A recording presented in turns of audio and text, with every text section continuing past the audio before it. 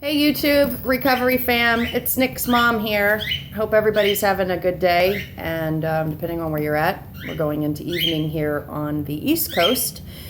So, like Nick's video said last night, I was thinking about doing a YouTube channel myself, just to talk about being a parent of an addict, and then just other stuff in general that people just struggle with in daily life. So what I thought I'd talk about today is how drug addiction affects a sibling in the family. In my personal experience, when I found out Nick was using and was addicted to the opiates or the pain pills, whatever you want to call them, the blues, that's where he started with. I noticed that Blake didn't get as much attention as he did previously, and that was definitely my fault, because I had sort of felt like the rug had been pulled out from underneath me. This was a whole new animal and a whole new thing to deal with that I never had before. That's not to say that anybody in my family hasn't obviously had their issues, used drugs or whatever, but, and I have. I had a cousin who was an alcoholic and a cocaine addict, and she passed away at an early age. Crazy accident, but anyway, so it's happened. My grandfather, on my mom's side, and Nick also has it on his dad's side of the family, has some family members that are addicts as well. But anyway, this was the first time I've ever had to deal with it as a parent, and at the same time I was by myself because I had just was going through a divorce, so it was me living at the house with Nick and his brother Blake. So I found myself not giving Blake the attention that I normally would have, making sure homework was done, just in general, talking to him as much, and, going places and stuff and doing stuff with him that we had done, because every minute of my day, it was consumed with this fear and this worry about Nick and how are we going to fix it and how are we going to change it, that Blake got sort of pushed to the side, maybe, or kicked, I don't want to say kicked to the curb, but, for lack of a better statement, he just wasn't the focus, or wasn't getting the 50% attention that he should have been getting. Nick was getting 98.9% of my attention, and Blake was getting the remainder, which at the time probably wasn't the best thing either, because I was going through a divorce with Blake's dad, and he was struggling with a lot of stuff. So poo-poo on me as a mom. I didn't do a good job with that, but I realized it about a month in and on my own, and I made an effort, and I apologized, and I went to Blake and I said, I'm sorry. I realized that you've not been getting the attention that, or just the relationship sort of just nothing was happening because I was so focused on Nick.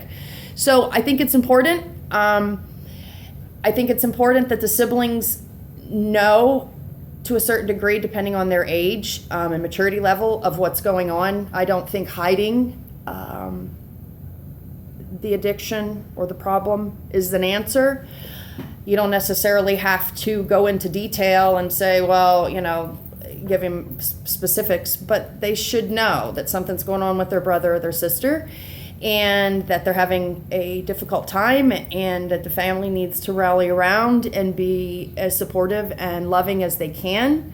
But yet, don't forget the other relationships in the family. So for me, I made, like I said, a conscious decision, or made a conscious effort to make sure that I engaged with Blake and told him how proud I was of him and how much I loved him, and recognize his achievements and stuff that he was doing and he was getting done at school, and still giving him the love that he needed, because he was also going through something pretty traumatic at the same time. So As we all know as parents, there's struggles, and a lot of times you've got four balls up in the air trying to juggle them, and you don't always do the best things, but you do your best, and you love your kids, and hope for the best. So anyway, that's really all I really wanted to talk about, was just to say, make sure that you don't forget the other siblings in the family. If you've got a child that is an addict and you've got other kids, just make sure they don't get pushed to the side, so to speak, because you've got 100% of your attention going towards the addict. It's understandable, but those other kids still need you, and they need their mom or they need their dad, and they need to know that they are, they're safe, and not to say that everything's going to be okay, but that you're going to work towards making everything okay and work towards helping the brother or sister who's having the issues. So I just want to talk about that and give a shout out to everybody as I've been watching them in Nick's little group: Aaron, Rockin' Roberta, Leisha, Ashley Howard, CD Recovery, Danielle, RJ404, SM Media Videography, Jerry in Dublin, I think I said Richie, AV Taylor, who's gone MIA. Not sure where she went, but hopefully all's well with her. Richie, I hope you're doing good. I know you had a bad night the other night and you stumbled, but you're human. Get up, and like Ryan Donnelly says, don't go down the rabbit hole. Dust yourself off and move forward. You're gonna kick this, so don't worry about it. It'll happen. God's got a plan for you.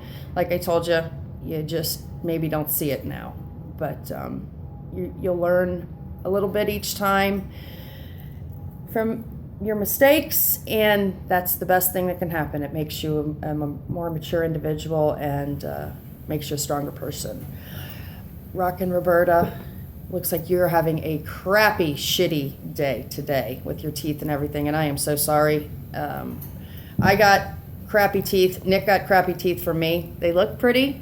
Yeah, well, inside they're not so great. But Nick got the same thing. Now his brother, he cannot brush his teeth, and the kid's never freaking had a cavity. It's ridiculous. But anyway.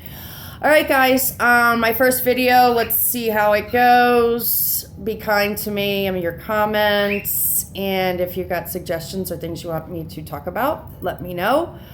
Oh, and by the way, Nick is on a date. He went out to dinner tonight with this girl he's been seeing, so if he doesn't update you, I will update you on how it goes. I know he likes this girl. I think he's going to bring her over to the house when they're done eating for me to meet, so I will fill you in on how that goes as well. All right? Okay, have a good night, guys, and I will talk to you later, and I think that's it. Bye.